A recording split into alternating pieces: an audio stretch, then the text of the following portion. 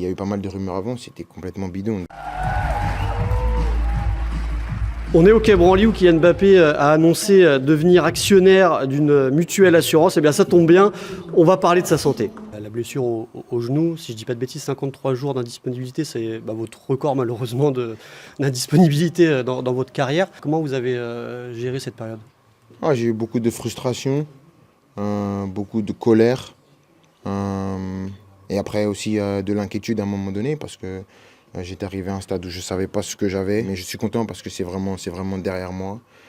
Aujourd'hui, c'est pas seulement de la com, c'est vraiment derrière moi. Alors maintenant, je peux continuer et j'espère que je vais jouer avec la sélection. Kylian Mbappé, blessé au genou, victime d'une entorse, qui a voulu un peu tordre le cou aux rumeurs. Rassurez-vous, dans 3 mois, c'est la Coupe du Monde et Kylian Mbappé sera là en pleine forme.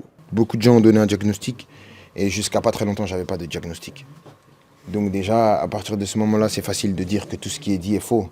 Le diagnostic, je l'ai eu à une date bien précise, que je ne peux pas donner là maintenant, mais tout ce qui s'est passé avant, et il y a eu pas mal de rumeurs avant, c'était complètement bidon. Désolé de dire ça parce qu'il ne faut pas manquer de respect au travail des journalistes. Et c'est inconsciemment de ma faute, mais je ne pouvais rien changer. Il n'y a pas eu de communication claire, donc ça laisse la porte ouverte à pas mal d'interprétations. Et c'est le jeu, c'est le jeu. Les gens se sont engouffrés dedans, ont créé des rumeurs et c'est la vie. On avait au début une annonce retour dans 3 semaines.